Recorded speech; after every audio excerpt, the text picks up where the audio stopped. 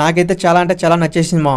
Story విషయానికి వస్తే 20 years తర్వాత సేనాధిపతి ఎందుకు వచ్చాడు, సిద్ధార్థకి అలాగే సేనాధిపతికి రిలేషన్ ఎందుకు ఉంది, మూవీ అయితే ఫస్ట్ హాఫ్ వరకు ఒకే అనిపించింది మా. శంకర్ మూవీస్ అంటే వేరే రేంజ్లో ఉంటాయి మా మూవీస్ మొత్తం కూడా. శంకర్ సోషల్ సర్వీస్ ఎక్కువ చేస్తాడు మా. శంకర్ మూవీలో అంటే ఖచ్చితంగా ఎమోషన్ ఉండాల్సిందే మా. కొన్ని సీన్స్ అయితే బూస్ బంప్స్ రావాల్సిందే మా. సెకండ్ హాఫ్ నుంచి మూవీ అయితే స్టార్ట్ అయింది మా. కొన్ని క్యారెక్టర్స్ మాత్రం వేరే లెవెల్లో పెట్టిండు అనుకోవచ్చు మా డైరెక్టర్ అయితే శంకర్. ఈ మూవీలో సిద్ధార్థ యాక్టింగ్ మాత్రం వేరే లెవెల్లో అనుకోవచ్చు మా.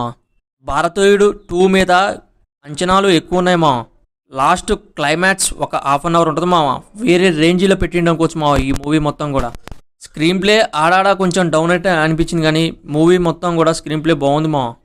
ఫైట్స్ అయితే చెప్పక్కర్లేదు మా, వేరే రేంజ్లో పెట్టిండు అనుకోవచ్చు మా ఫైట్స్.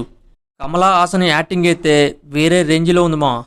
సేనాధిపతి వచ్చిన తర్వాత బ్లాక్ మనీ అలాగే రాజకీయ నాయకులు సిస్టమ్ని అన్నీ మార్చేసిండా లేదనేది మూవీ మా. ఓవరాల్గా మూవీ అయితే గుడ్ అనుకోవచ్చు మా. మూవీ చూడాలంటే తెలుసుగా మా, పోయి థియేటర్కి పోయి చూసేయండి మా. ఈ మూవీస్ మాత్రం థియేటర్లోనే చూడాలి మా. మన ఛానల్ నచ్చితే సబ్స్క్రైబ్ లైక్ చేయండి మా. ప్లీజ్ సపోర్ట్ మీ మా. లాంటి చిన్న ఛానల్స్ని సపోర్ట్ చేయండి మా. ప్లీజ్.